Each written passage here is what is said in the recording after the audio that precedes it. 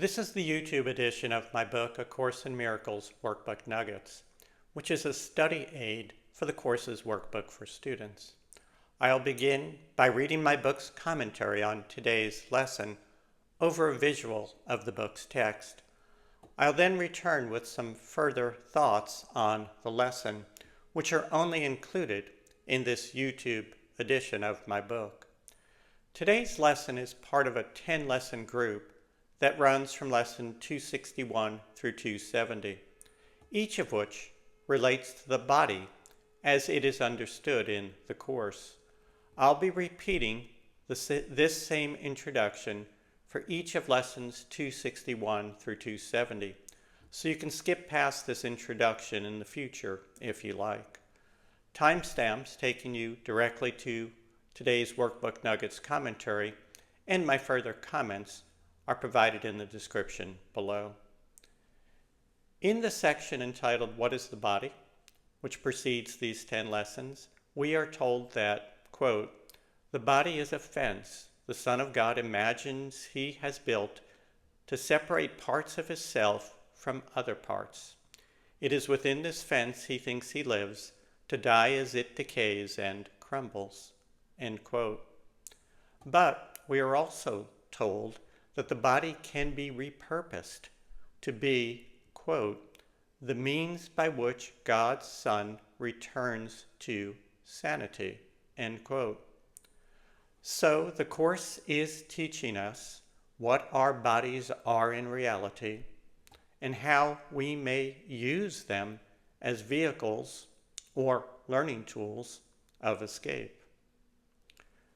Today's lesson from my book and my further thoughts, which are only included in this YouTube edition of the book, follow.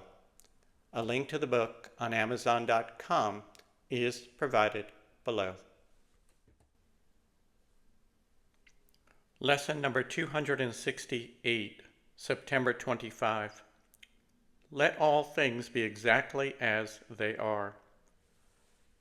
Although the lesson never uses the word, quotes, forgiveness, it is one of the best descriptions of what the Course means by the term.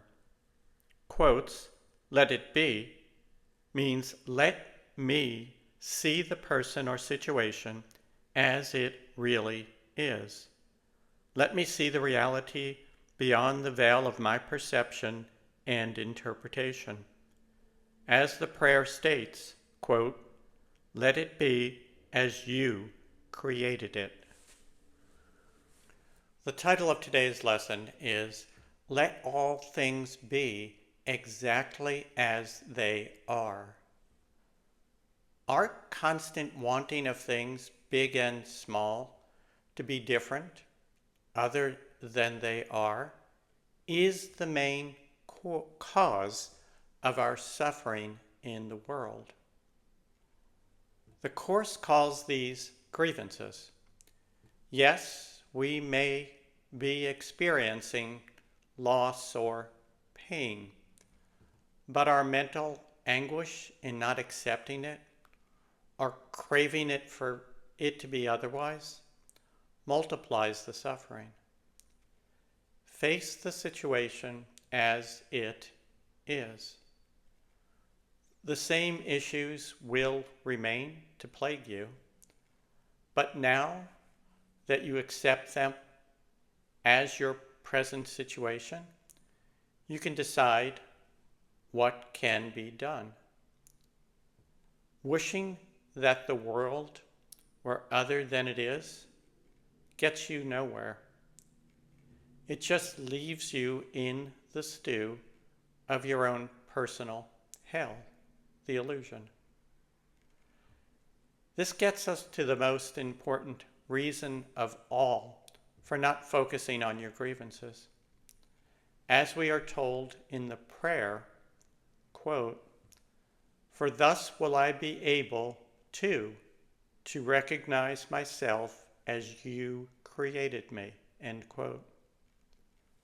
How can you remember your true self, the perfect child of God who cannot be hurt and has no needs, if all you can think about are the slings and arrows of the surface illusion.